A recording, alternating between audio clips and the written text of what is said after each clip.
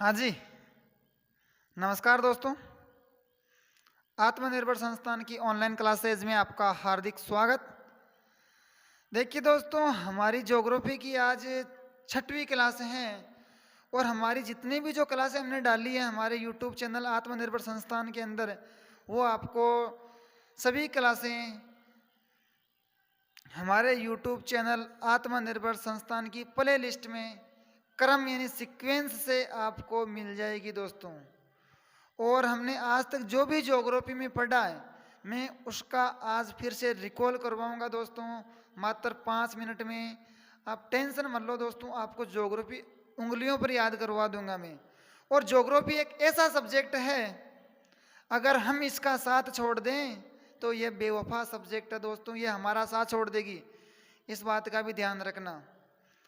तो हमने राजस्थान की ज्योग्राफी की शुरुआत कहाँ से की थी, मैं फटाफट ओनली 5 मिनट में आज तक हमने जो भी पढ़ा है उसको पूरे को रिवाइज करवा देता हूँ दोस्तों, रिकॉल करवा देता हूँ। तो हमने शुरुआत में पढ़ा था महाद्वीपीय विस्थापन सिद्धांत। महाद्वीपीय विस्थापन सिद्धांत किसके द्वारा दिया गया दोस्तों? अल्फ्रेड वेगनर के द्वारा। कब? 1912 में। और अल्फ्रेड वेगनर जर्मनी के मौसम वैज्ञानिक थे। फिर हमने राजस्थान की उत्पत्ति के बारे में बात की थी कि जो संपूर्ण जो भूभाग है इस पर जल और स्थल कितना है। स्थल की बात की जाए तो 29% और जल की बात की जाए तो 71%। पेंजिया कालांतर में दो भागों में टूट जाता है, अंगारा लैंड और गोंडवाना लैंड। पेंजिया का उत्तरी भाग अंगारा लैंड और दक्षिणी भाग गोंडवाना लैंड। अंगारा लैंड को लोरेशिया भी कहा जाता है दोस्तों। अंगारा लैंड और गोंडवाना लैंड के बीच में अवस्थित है भूसनती यानी कि 33 सागर। अब राजस्थान का निर्माण किससे हुआ? राजस्थान का निर्माण हुआ गोंडवाना लैंड और 33 सागर से। अगर गोंडवाना लैंड के अवशेष हमारे अरावली और हाड़ौती और 33 सागर के अवशेष है हमारे मरुस्थल और मैदान। राजस्थान का सबसे प्राचीनतम भौतिक प्रदेश है अरावली, सबसे नवीनतम है मैदान। अगर इनका क्रम पूछ लिया जाए तो अरावली, हाड़ौती, मरुस्थल और मैदान। अगर भारत के अकॉर्डिंग देखें कि अरावली और हाड़ौती किसका हिस्सा है तो प्रायद्वीपीय पठारी प्रदेश का हिस्सा है दोस्तों। और मरुस्थल और मैदान, जो मरुस्थल और मैदान है वो उत्तर के विशाल मैदान का हिस्सा है अगर भारत के अनुसार देखें तो। फिर हमने राजस्थान के नामांकन के बारे में बात की थी। राजस्थान प्रदेश को मरुकांतर किसने कहा था दोस्तों? वाल्मीकि जी ने। राजस्थान प्रदेश को सर्वप्रथम राजपुताना किसने कहा था? जॉर्ज थॉमस ने। कब? 1800 ईस्वी में। क्या इसका लिखित प्रमाण मिलता है? हाँ, विलियम फ्रैंकलिन की एक पुस्तक है the military memories of mister George Thomas, ये 1805 में लिखी गई है और इसमें जॉर्ज राजपुताना शब्द का उल्लेख मिला दोस्तों। फिर हमारे इतिहास के पिता कर्नल जेम्स टोड, जिसे आप सब जानते ही होंगे, राजस्थान के इतिहास का पिता कहा जाता है कर्नल जेम्स टोड को। और उन्हें घोड़े वाला बाबा के नाम से भी जाना जाता है। उनके गुरु के नाम, उनका गुरु का नाम यत्ती ज्ञानचंद्र। कौन सा ज्ञानचंद्र दोस्तों? यत्ती ज्ञानचंद्र। और उनकी एक बुक थी the annals and antiquities of Rajasthan, ये 1829 में प्रकाशित की गई थी और इसमें राजस्थान, रजवाड़ा और राजस्थान शब्द का प्रयोग किया गया था दोस्तों। तो हम कह सकते हैं कि राजस्थान शब्द का सर्वप्रथम प्रयोग कब किया गया था दोस्तों? 1829 में। और किसके द्वारा? कर्नल जेम्स टोड के द्वारा। और राजस्थान शब्द के प्राचीनतम साक्ष्य भी मिले हैं दोस्तों। सबसे प्राचीनतम साक्ष्य मिले हैं जो हमारे गोसुंडी चित्तौड़गढ़ से मिले हैं। गोसुंडी शिलालेख है चित्तौड़गढ़ में, 525 ईस्वी के आसपास का शिलालेख है और खंडित अवस्था में मिले हैं। क्या वहां से एग्जैक्टली राजस्थान शब्द मिला? नहीं, राजस्थानीय शब्द मिला दोस्तों। एक मिला हमारे बसंतगढ़ सिरोही से, बसंतगढ़ शिलालेख है सिरोही से, वहां से भी एग्जैक्ट राजस्थान शब्द नहीं मिला है, राजस्थानीय द्वितीय शब्द मिला है। फिर हमने बात की थी कि 30 मार्च 1949 को राजस्थान की नींव रखी गई थी और 30 मार्च को राजस्थान दिवस भी मनाया जाता है। अगर संवैधानिक या प्रशासनिक दृष्टि से देखें कि राजस्थान नाम कब आया तो संविधान का निर्माण कब हुआ था दोस्तों? 26 जनवरी 1950 को। तो अगर संवैधानिक या प्रशासनिक दृष्टि से पूछे कि राजस्थान का वर्तमान संवैधानिक या प्रशासनिक दृष्टि से राजस्थान नाम कब दिया गया तो 26 जनवरी 1950 को। और राजस्थान का वर्तमान स्वरूप हमारे सामने कब आया? 1 नवंबर 1956 को। फिर हमने बात की थी राजस्थान की स्थिति की।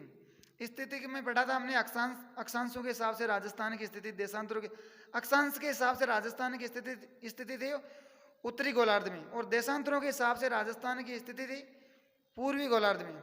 और अक्षांश और देशांतरों के हिसाब से राजस्थान की लोकेशन कहाँ पर थी दोस्तों? उत्तरी पूर्वी गोलार्ध में। और एशिया महाद्वीप के अनुसार, या अगर हम बात करें कि ग्लोब के अनुसार या विश्व के अनुसार राजस्थान की लोकेशन कहाँ थी दोस्तों? तो उत्तरी पूर्वी गोलार्ध में।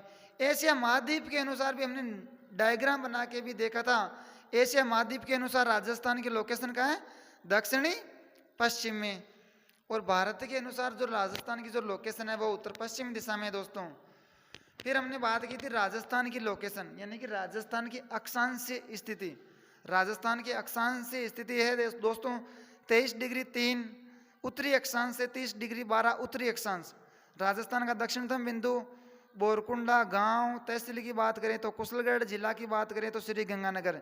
जो उत्तरी बिंदु है वो कोणा गांव, तहसील की बात करें तो श्री गंगानगर, और जिला भी हमारा श्री गंगानगर है। और अक्षांश का जो विस्तार है वो 60 डिग्री 9 मिनट है। और हमने एक महत्वपूर्ण अक्षांश के बारे में भी बात की थी, कर्क रेखा। और कर्क रेखा में जो 21 जून हमारा जो इम्पोर्टेंट डे था, मतलब 21 जून को सूर्य की सीधी किरणें पड़ती है कर्क रेखा के ऊपर, और 21 जून को योग दिवस भी मनाया जाता है। ये सारी बातें हमने की थी। और दोस्तों 21 जो कर्क रेखा है ये भारत के 8 राज्यों से होकर गुजरती है दोस्तों। तो आप ट्रिक से 8 राज्यों के नाम याद मत रखा करो, आप सीक्वेंस से याद करना कि जो कर्क रेखा है वो शुरुआत कहाँ से होती है उसकी और एंड कहाँ होता है। कई बार इनका क्रम पूछ लिया जाता है कि जो कर्क रेखा है वो प्रवेश कहाँ से करती है, और इनका जो सीक्वेंस बताइए पश्चिम से पूर्व की ओर क्रम बताइए कर्क रेखा पर जो भारत के राज्य जो स्थित है। तो आप ट्रिक से याद करते हो राज्य, तो क्वेश्चन को अगर घुमा दिया तो ट्रिक फेल हो जाएगी दोस्तों। तो भारत की जो कर्क रेखा है भारत में 8 राज्यों से होकर गुजरती है। वैसे तो मैं जब आपको इंडिया ज्योग्राफी पढ़ाऊंगा तो उसमें आपको और बता दिया जाएगा, लेकिन मैं तो आपके सिर्फ नॉलेज के लिए बता रहा हूँ। यहाँ कर्क रेखा हमारे गुजरात से प्रवेश करती है। गुजरात, राजस्थान, मध्य प्रदेश, फिर छत्तीसगढ़, झारखंड, बिहार, त्रिपुरा और मिजोरम से होकर, यानी कि 8 राज्यों से होकर गुजरती है। फिर अगर हम बात करें देशांतरों की, तो राजस्थान की जो देशांतरी स्थिति है, राजस्थान देशांतरों के हिसाब से पूर्वी गोलार्ध में था। तो देशांतरों की बात करें तो राजस्थान की जो देशांतरी स्थिति है वो 69 डिग्री 30 से 78 डिग्री 17 है। कहाँ से कहाँ तक है? कटरा गांव सम जैसलमेर से सिलाना गांव राजाखेड़ा धौलपुर तक। तहसील की बात करें तो सम इधर राजाखेड़ा, जिला जैसलमेर, इधर धौलपुर। डिस्टेंस की बात करें तो 869, और वो वाली डिस्टेंस थी वो 826 थी। इनका अंतर देखें तो 43 किलोमीटर है। और जो विस्तार है राजस्थान का, जो देशांतरी जो विस्तार है दोस्तों, यह है 8 डिग्री 47 मिनट। और जो पश्चिम से जो पूर्व का जो समय में जो अंतराल है मैंने बताया था आपको 35 मिनट 8 सेकंड।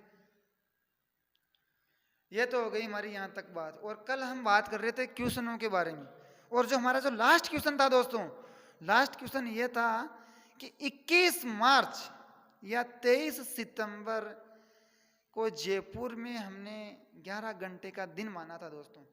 यानी कि 21 मार्च या 23 सितंबर को जयपुर में 11 घंटे का दिन है, तो वहाँ रात कितने घंटों की होगी दोस्तों? तो रात भी 11 घंटों की होगी। मेरा कहने का मतलब यह है कि 21 मार्च और 23 सितंबर को एक निश्चित स्थान पर दिन व रात की अवधि समान होती है दोस्तों। 21 मार्च और 23 सितंबर को अगर हम राजस्थान की बात करें, अगर राजस्थान को एक अगर हम बिंदु के रूप में लें, या अब हम ऐसे बोले कि 21 मार्च या 23 सितंबर को राजस्थान में 12 घंटे का दिन है, तो दोस्तों 12 घंटे की रात होगी राजस्थान में। कहने का मतलब एक निश्चित स्थान यानी कि एक निश्चित बिंदु की बात की जाए तो 21 मार्च और 23 सितंबर को उस निश्चित बिंदु पर दिन और रात की अवधि समान होती है दोस्तों। अब मैं आपको एक क्वेश्चन देता हूं, एक लॉजिकल क्वेश्चन देता हूं, आप उसको हल करने का प्रयास करें दोस्तों। 21 मार्च या 23 सितंबर, 21 मार्च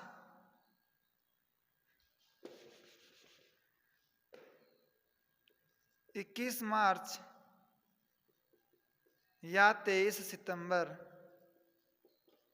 21 मार्च या 23 सितंबर को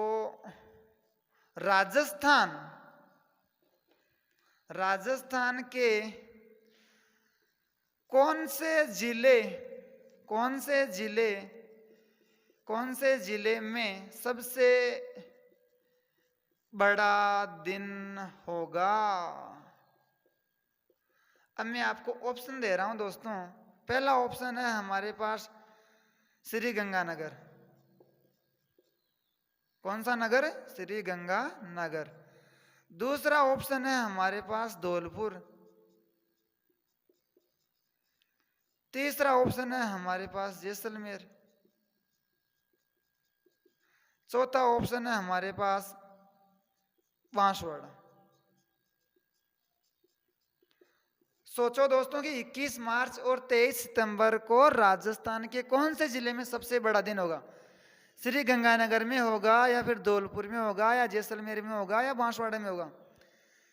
देखिए दोस्तों, जब मैंने आपको अक्षांशों के बारे में बता रहा था मैं पिछली क्लास में, कि जैसे जैसे हम निम्न अक्षांश से उच्च अक्षांश की ओर बढ़ते हैं, जैसे जैसे हम निम्न अक्षांश से उच्च अक्षांश की ओर बढ़ते हैं, तो हमारे दिन व रात की अवधि बढ़ती है दोस्तों। दिन व रात की अवधि बढ़ती है। तो राजस्थान में पता करो कि उच्च अक्षांशों में कौन है। तो हमारा जो उत्तरी जिला है श्री गंगानगर, राजस्थान की बात की जाए तो राजस्थान में तो उच्च अक्षांशों में श्री गंगानगर ही है। 23 डिग्री 3 पर तो हमारे बांसवाड़ा है, और 30 डिग्री 12 पर हमारा श्री गंगानगर है। तो हम कह सकते हैं कि उच्च अक्षांशों में श्री गंगानगर है। और उच्च अक्षांशों में दिन व रात की अवधि बढ़ती है, तो हमारा जो क्वेश्चन राइट होगा श्री गंगानगर होगा। क्योंकि और अगर आपको यहां से ये पूछ ले कि 21 मार्च या 23 सितंबर को राजस्थान में सबसे छोटा दिन कहां होगा, तो सबसे छोटा दिन होगा दोस्तों बांसवाड़ा में, क्योंकि ये निम्न अक्षांशों में। और जैसे जैसे हम उच्च अक्षांशों की ओर चलते हैं तो दिन व रात की अवधि बढ़ती है। और वो ऐसा नहीं कि वो राजस्थान के पूरे मैप में से कहीं से भी कौन सा भी जिला उठा सकता है। हमारे को अगर राजस्थान के अगर प्रत्येक जिले की अगर लोकेशन का पता होगा हमारे को, तो हम उस हिसाब से निकाल सकते हैं कि हाँ यार ये उच्च अक्षांशों में है। तो इसके लिए आप मेरे साथ बने रहो, मैं आपको राजस्थान का मैप भी क्लियर कराऊंगा। और आजकल तो ऐसे भी बहुत सारे क्वेश्चन पूछे जा रहे हैं कि राजस्थान के जिलों का उत्तर से दक्षिण की ओर क्रम बताइए, या पश्चिम से पूर्व की ओर जिलों का क्रम बताइए। जैसे वो कुछ भी जिला उठा के दे देता है मैप में से, अजमेर, भीलवाड़ा, जोधपुर, नागौर, इनका उत्तर से दक्षिण की ओर क्रम बताइए। इस प्रकार के क्वेश्चन हमारे को एग्जामों में देखने को मिलते हैं। तो इसलिए मैं कहता हूं कि दोस्तों आपको राजस्थान का मैप भी क्लियर होना चाहिए। और वो तो आप टेंशन मत लो, मैं आपका राजस्थान का मैप भी मैं क्लियर करवा दूंगा दोस्तों। अब हम अगला जो हमारा क्वेश्चन है आज हम और एक लॉजिकल क्वेश्चन की ओर जा रहे हैं, उसको समझने की कोशिश करना दोस्तों। आपके जो भी इतने दिन कोई भी डाउट रहा होगा तो वो क्लियर हो जाएगा। राजस्थान में सबसे पहले सूर्य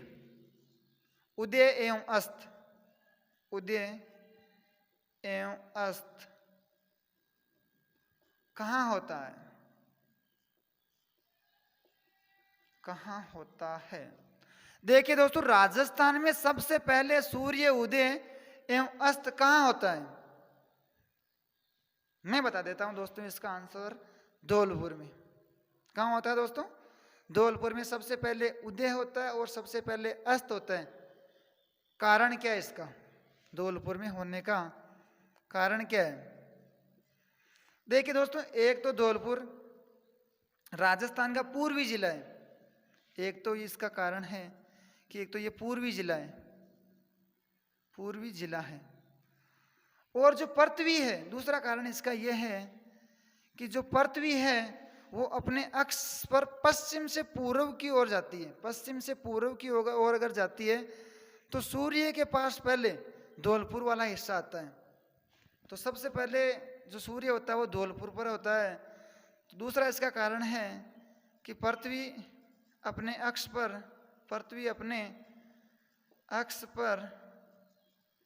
पश्चिम से पूर्व की ओर घूर्णन करती है।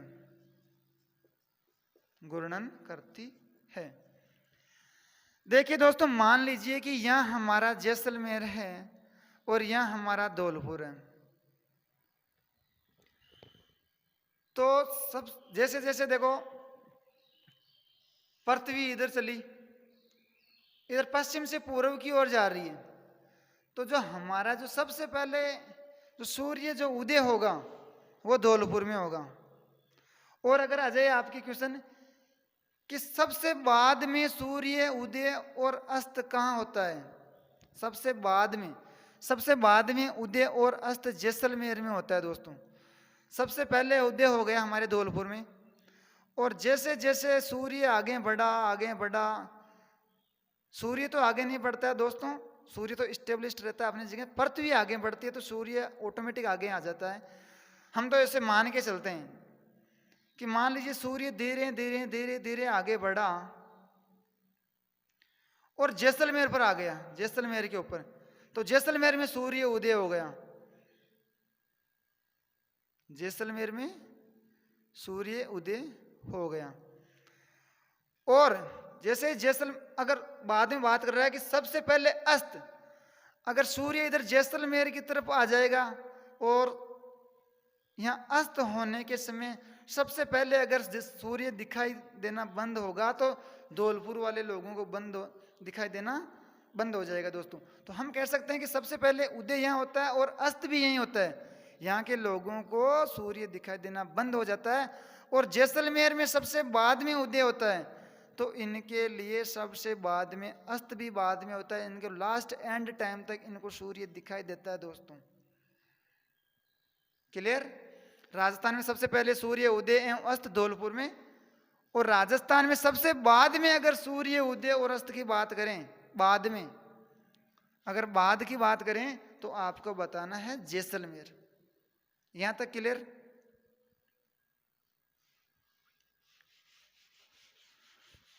अब हम बात करते हैं दोस्तों, मानक समय की बात करते हैं। समय की गणना कैसे की जाती है? अगर किसी भी देशांतर पर आपको दे दे कि इतना समय है, तो उस देशांतर पर कितना समय होगा। तो अब हम बात करेंगे मानक समय की। मानक समय की गणना की बात करेंगे हम। समय कैसे कैलकुलेट किया जाता है? समय गणना, हेडिंग डालो दोस्तों आप, समय की गणना कैसे की जाती है। और मैंने ये बात तो आपको पहले ही बता दी कि अगर समय की गणना करना हो तो हमारे को देशांतर रेखाओं का प्रयोग करना पड़ता है। अक्षांश रेखाओं का यहाँ यूज नहीं होता है दोस्तों। समय की गणना करने के लिए हमारे को देशांतर रेखाओं की आवश्यकता पड़ती है। और हमने ये भी पढ़ा कि 0 डिग्री जो देशांतर रेखा है वो पृथ्वी को 2 भागों में बांटती है, पूर्वी गोलार्ध एवं पश्चिमी गोलार्ध। और जो पूर्वी गोलार्ध में जो अक्षांश जो देशांतर खींचे गए हैं उनको पूर्वी देशांतर कहा जाता है, और जो पश्चिमी जो गोलार्ध है उसमें खींचे जाने वाले देशांतरों को पश्चिमी देशांतर कहा जाता है दोस्तों। मान लीजिए कि ये हमारा 0 डिग्री है देशांतर, ये हमारा 0 डिग्री देशांतर है, देशांतर रेखा है। इसके अगर हम पूर्व में चलें, अगर हम इसके पूर्व की तरफ चलें 0 डिग्री देशांतर की, तो देशांतर रेखाओं का मान बढ़ता है। जैसे 1 2 3 4 ऐसे देशांतर रेखाओं का मान बढ़ता है। पूर्वी गोलार्ध में जो देशांतर खींचे गए हैं उनको हम पूर्वी देशांतर कहेंगे दोस्तों। और इसी प्रकार अगर हम पश्चिम की बात करें तो पश्चिम में भी देशांतरों का मान बढ़ता है। जैसे 0 के बाद में 1 2 3 4 इस प्रकार देशांतरों का मान बढ़ता है। तो जो पश्चिमी गोलार्ध में जो देशांतर है उनको हम कहेंगे, जो पश्चिमी गोलार्ध में जो देशांतर है उनको हम कहेंगे कि पश्चिमी देशांतर। यानी कि 0 डिग्री के पश्चिम में और पूर्व में दोनों तरफ देशांतरों का मान बढ़ता है। अब यहाँ से अगर आपको समय को कैलकुलेट करना है तो एक चीज आपको यह पता होनी चाहिए, और मैंने ये तो आपको पहले भी बता दिया कि 1 डिग्री देशांतर को पार करने में 4 मिनट का समय लगता है दोस्तों। 1 डिग्री देशांतर को पार करने में 4 मिनट का समय लगता है। जैसे 0 के बाद में हमारी जो देशांतर रेखा आएगी 1 डिग्री, फिर आएगी हमारी 2 डिग्री, इस प्रकार फिर 3 डिग्री, 4 डिग्री, ऐसे करके हमारा देशांतर है। मान लीजिए कि यहाँ 12 बजे हैं, तो जो 1 डिग्री वाला जो देशांतर वाला है यहाँ पर कितना समय होगा दोस्तों? मैंने कहा कि 1 डिग्री देशांतर को पार करने में 4 मिनट का समय लगता है। तो 0 से अगर 1 पर आएंगे तो इसमें 4 मिनट हम ऐड कर सकते हैं, यानी कि यहाँ पर 12:04 हो जाएगी, 12:04। फिर 1 से अगर हम 2 की बात करें तो यहाँ 12:08 हो जाएगी, यहाँ पर 12:08 हो जाएगी, यहाँ पर 12:12 हो जाएगी और यहाँ पर 12:16 हो जाएगी। ये तो क्लियर है। और आपको यहाँ क्या ध्यान रखना है, अगर देशांतर रेखाओं की अगर पूर्व की बात की जाए तो आपको समय में वृद्धि करना है, यानी कि प्लस करना है। और अगर किसी भी देशांतर की अगर पश्चिम की बात हो रही है, किसी भी देशांतर की अगर पश्चिम की बात हो रही है तो आपको समय में कमी करना है, यानी कि माइनस करना है। जैसे मैं एग्जांपल के लिए यहाँ बोल दूं कि यहाँ 4 डिग्री देशांतर है, यहाँ पर समय है 12:16, तो 0 डिग्री देशांतर पर समय क्या होगा? देखिए दोस्तों, इस देशांतर से हम पश्चिम की ओर जा रहे हैं तो समय में कमी करना है। अगर पूर्व में बढ़ना है तो हमारे को प्लस करना है समय, और अगर पश्चिम की बात हो रही है तो हमारे को माइनस करना है। अगर यहाँ पर 12:16 है तो 0 डिग्री पर क्या होगा? जैसे हमने प्लस किया है वैसे माइनस कर लो कि यहाँ पर जो 4 डिग्री देशांतर है तो 3 डिग्री पर हो जाएगा हमारा 12:12, फिर 2 डिग्री पर हो जाएगा हमारे 12:08, फिर 4 फिर माइनस करो 12:04, फिर यहाँ पर 12 बज जाएंगे। यानी कि पश्चिम की तरफ आए तो आपको माइनस करना है, और अगर पूर्व की तरफ की बात करें तो आपको प्लस करना है दोस्तों। यानी कि यहाँ आपको मैं इधर कंडीशन लिखवा देता हूँ, वो कंडीशन तो आपको ध्यान रखना ही रखना है दोस्तों। देशांतर को ज्ञात करने के लिए आप पहली कंडीशन तो ये है, मानक समय गणना के लिए अगर हम समय की गणना कर रहे हैं तो हमारे को पहले तो पता होना चाहिए कि इसमें देशांतर रेखाओं का प्रयोग होता है। पहली बात तो ये है, पहली शर्त। दूसरी शर्त इसमें यह है कि देशांतर रेखाओं के पूर्व में बढ़े। मान लीजिए देशांतर रेखा है, अगर हम इसके पूर्व की तरफ बढ़े तो समय में वृद्धि करना है दोस्तों, यानी कि प्लस। वृद्धि का मतलब समझ जाना आप, यानी कि प्लस करना है, समय प्लस करना है, वृद्धि। और अगर इसके पश्चिम की बात की जाए तो समय में कमी करना है, यानी कि माइनस का चिन्ह लगा रहा हूं, आप समझ जाना दोस्तों, यानी कि कमी करना है। दूसरी शर्त तो ये हो गई।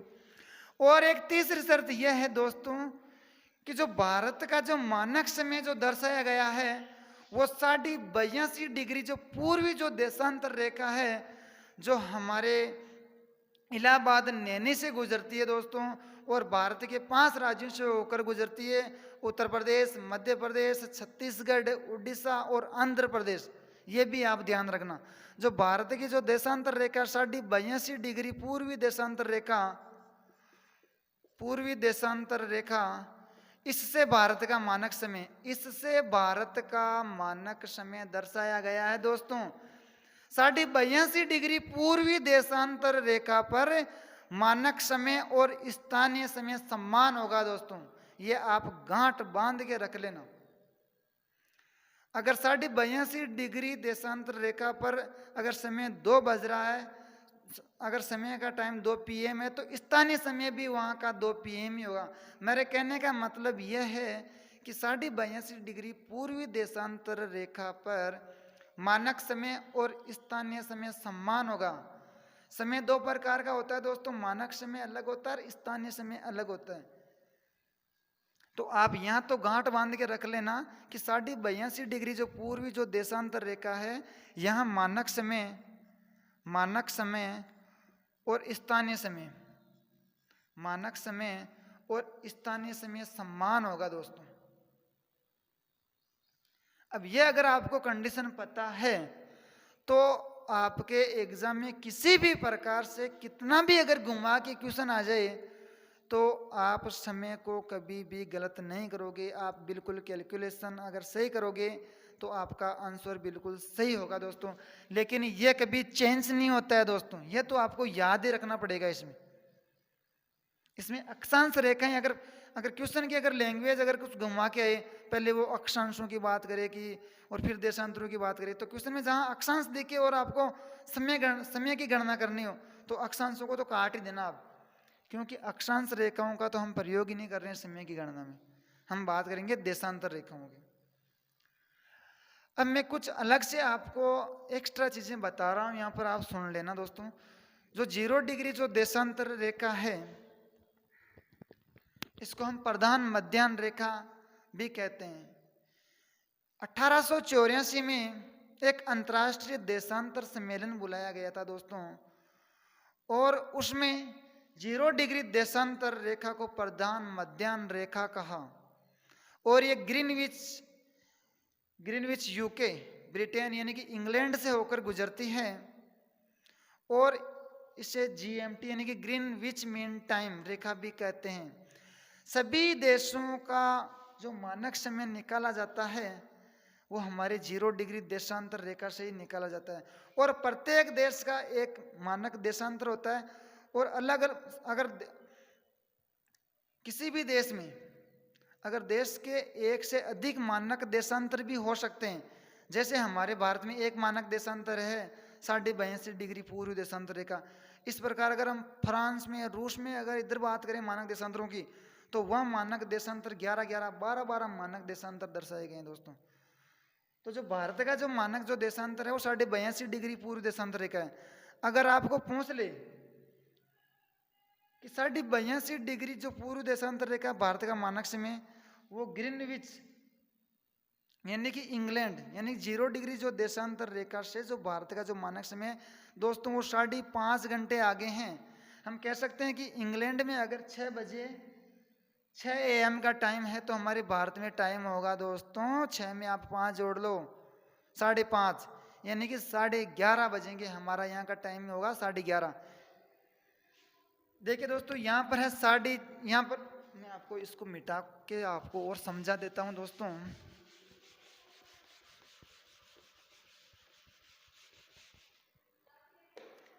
ये 0 डिग्री जो देशांतर रेखा है, ये 0 डिग्री देशांतर रेखा है ग्रीनविच प्रधान मध्याह्न रेखा जीएमटी। ये इंग्लैंड से होकर गुजरती है दोस्तों। मान लीजिए कि इसके ऊपर 6 AM का टाइम है, AM का टाइम है, या हम ऐसे कह सकते हैं कि इंग्लैंड में अगर प्रातः 6 बजे का टाइम है तो हमारे भारत में टाइम क्या होगा। तो हमारे को पता है कि जो भारत का जो मानक जो देशांतर रेखा है वो 82.5 डिग्री पूर्व देशांतर रेखा है। येलो सा ये आ गई हमारी 82.5 डिग्री पूर्वी देशांतर रेखा। तो मैंने आपको पहले ही बताया कि 1 डिग्री देशांतर को पार करने में 4 मिनट का समय लगता है दोस्तों, और 1 मिनट को पार करने में 4 सेकंड का समय लगता है। अगर पश्चिम से अगर किसी भी देशांतर के अगर पूर्व की तरफ चलें तो समय में वृद्धि होती है दोस्तों। तो यहाँ भारत का समय अगर आपको निकालना है तो पहले तो आप 82 डिग्री को 4 से इंटू करो। 1 देशांतर को पार करने में 4 मिनट का समय लगता है, तो 82 डिग्री देशांतर को पार करने में कितना समय लगेगा, पहले तो इसको हल करो। 4 दूना 8, 8 चौक 32, यानी कि 328 मिनट हो गई यहाँ तक। तो 300 मिनट में तो हमारे डायरेक्ट ही हो गए 5 घंटे। तो 300 मिनट में होते हैं दोस्तों 5 घंटे। तो यहाँ से निकल कर आ गया, अगर 358 मिनटों को अगर घंटों में काउंट करें तो यहाँ निकल के आएगा हमारे 5 घंटा और 28 मिनट। ठीक है दोस्तों। फिर हमारे हैं 30 मिनट, यानी कि 82 डिग्री पूर्व देशांतर रेखा है, तो इधर है हमारे 30 मिनट, और 1 मिनट को पार करने में 4 सेकंड का समय लगता है दोस्तों। तो इसको कैलकुलेशन करो, 30 × 4, तो हमारे सामने सेकेंड ही निकल कर आ जाएगी 120। तो 120 सेकंड में दोस्तों 2 मिनट होते हैं। तो यहाँ पर हमारे 5 घंटे और 28 मिनट है। अगर इसमें हम 2 मिनट और काउंट करते हैं तो 5.5 घंटे, यानी कि जो 0 डिग्री देशांतर से हमारे जो 82.5 डिग्री जो पूर्व देशांतर रेखा है, ये 5.5 घंटे आगे हैं। अगर यहाँ 6 AM का समय है तो इसमें 5.5 घंटे प्लस कर दो दोस्तों, 6 और 5 11, और 11:30 बजे 11:30 बजेंगे यहाँ पर, यानी कि 11 AM होगा। कोई डाउट? मेरे हिसाब से यहाँ तक तो आपके समझ में आ ही गया होगा। अब मैं आपको एक क्वेश्चन देता हूं दोस्तों, और आप उसे हल करना। तो क्वेश्चन है दोस्तों आपके लिए, यदि किसी स्थान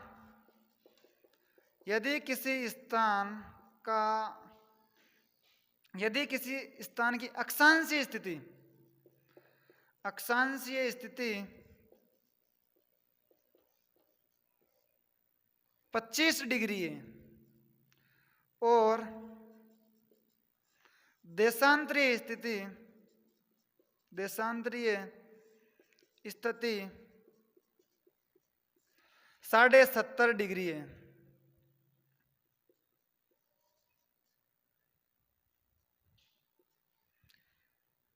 यदि जोधपुर का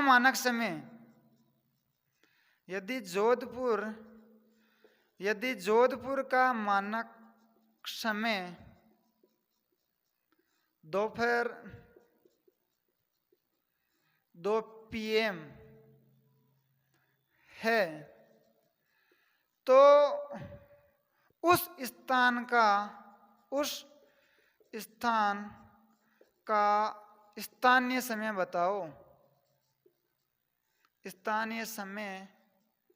बताओ।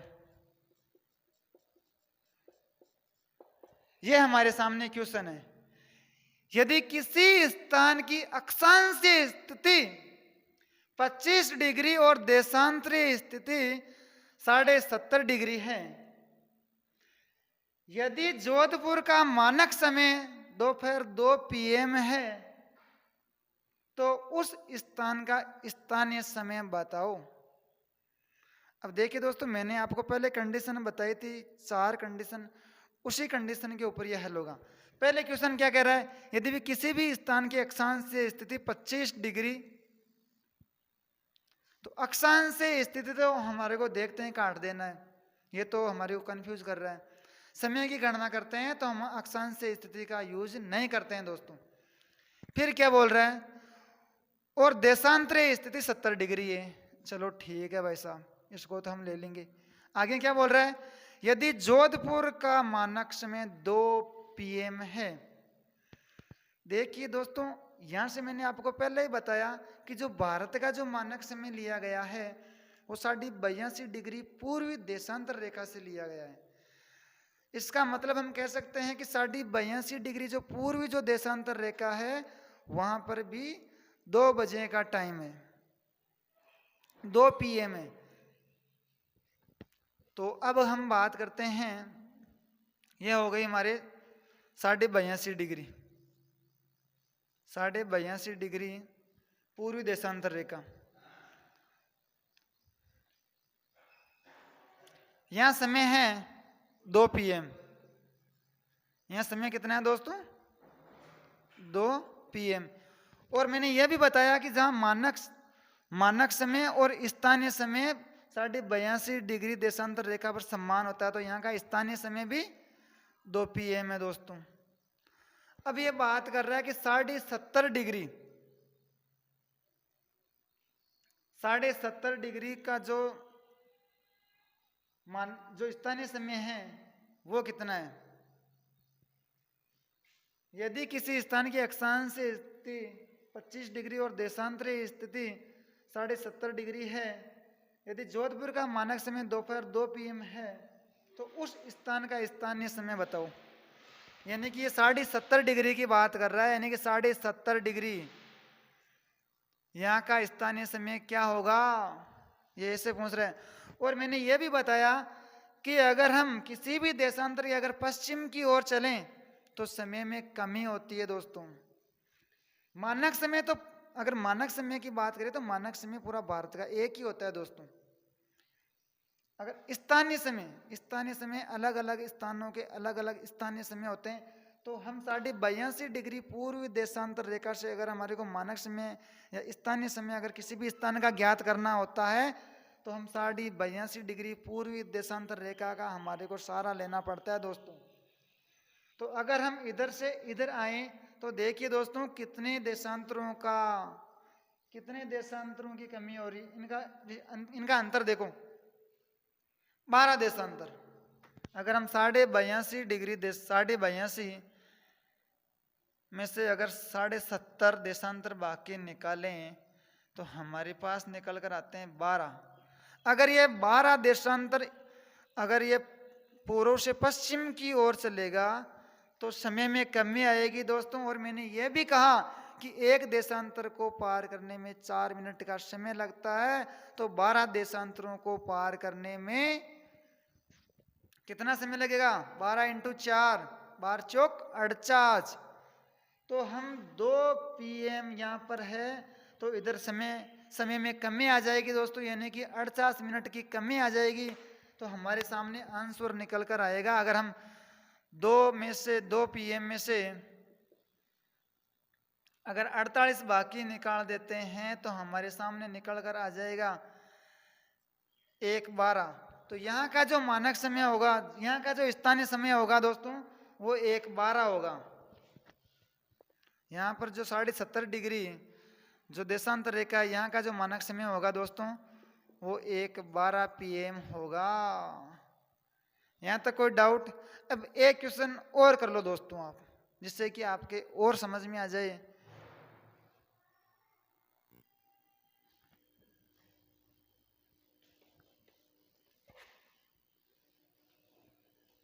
एक क्वेश्चन और दोस्तों आपके लिए,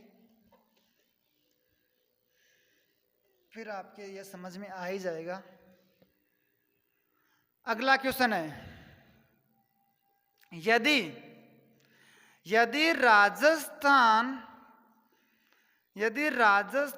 के पश्चिमी किनारे, यदि राजस्थान के पश्चिमी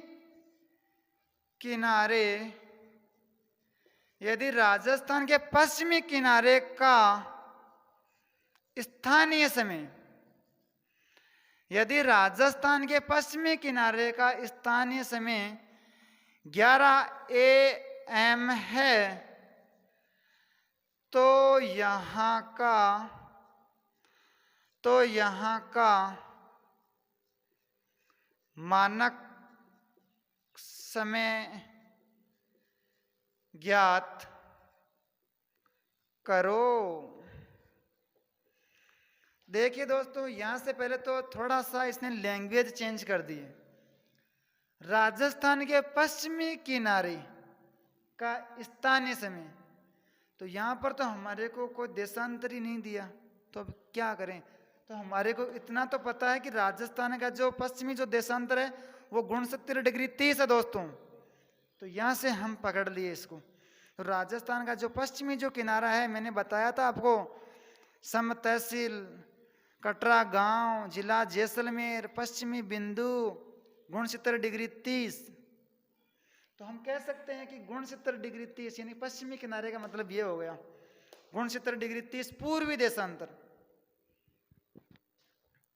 यहां पर अगर 11 AM का समय है तो यहाँ का मानक समय क्या होगा? अगर हमारे को मानक समय ज्ञात करना है तो पहले तो हमारे को 82 डिग्री पूर्वी देशांतर का समय क्या होगा ये ज्ञात करना पड़ेगा। जो 82 डिग्री पूर्वी देशांतर पर जो समय निकलेगा वो भारत के सभी स्थानों का मानक समय वही होगा दोस्तों।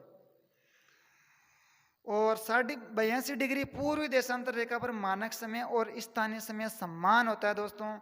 तो हम अगर निकालने की कोशिश करें, देखिए दोस्तों, ये हमारा, मैं आपको इसको अच्छे से समझाने की कोशिश करता हूँ। ये हमारा 0 डिग्री है, ठीक है। मान लीजिए कि ये गुणसूत्र डिग्री 30 मान लो आप, तो राजस्थान वाला ये गुणसूत्र डिग्री 30 है, ठीक है दोस्तों। फिर आगे आता है हमारा मानक देशांतर भारत वाला, जो इलाहाबाद के निर्णय से होकर गुजरता है। ये 82 डिग्री देशांतर रेखा है, पूर्वी देशांतर रेखा। तो देखिए दोस्तों, मैंने यह भी कहा था कि आपको अगर किसी भी देशांतर के अगर हम पूर्व की तरफ चलें तो समय में वृद्धि होती है दोस्तों। तो और एक देशांतर को पार करने में 4 मिनट का समय लगता है। तो पहले तो देखो ये कितने देशांतर चला, तो 82 डिग्री में से बड़े में से छोटे को निकाल लो, बड़े में से छोटे को निकाल लो, तो हमारे सामने निकल के आ जाएगा कितना, 12 में से 9 गया तो 3।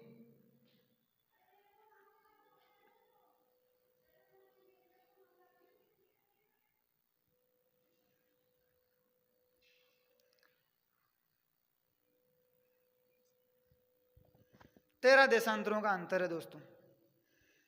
कितने देशांतरों का अंतर है? 13 देशांतरों का अंतर है। तो हम ये कह सकते हैं कि जो यहाँ का समय है 11 AM। कितना है दोस्तों? 11 AM। अगर हम 13 देशांतर अगर इधर आगे बढ़ें, 13 देशांतर, तो मैंने पहले भी बताया कि एक देशांतर को पार करने में 4 मिनट का समय लगता है दोस्तों। तो 13 देशांतरों को पार करने में कितना समय लगेगा? 13 चौक 52। तो इधर हम 52 मिनट का समय अधिक लगेगा हमारे को। तो हम कह सकते हैं कि जो यहाँ का जो समय है, इसमें हम 52 ऐड कर दें, तो यहाँ का जो समय होगा 82 डिग्री के ऊपर, यहाँ पर समय होगा हमारे 11:52। अब अगर हमारे को 82 डिग्री का अगर हमारे को मानक समय मिल गया, यहाँ का मानक समय और स्थानीय समय समान होता है दोस्तों 11:52। तो सभी स्थानों पर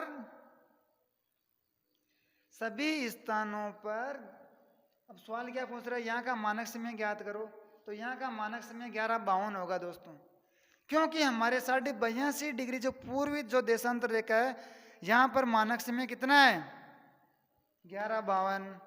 और हमारे भारत में सभी स्थानों का अगर मानक समय निकालना होता है तो हमारे को यह पता करना होता है कि 82 डिग्री पूर्वी देशांतर का मानक समय क्या है। तो यहाँ तक तो मुझे लगता है आपके ये तो समझ में आ गया होगा, और अगर समझ में नहीं आए तो 2 बार और देखना और कमेंट जरूर करना, मैं और आपको समझाने की कोशिश करूँगा दोस्तों। आज के लिए इतना ही। अब हम मिलेंगे नेक्स्ट क्लास में। Thank you. जय हिंद, जय भारत।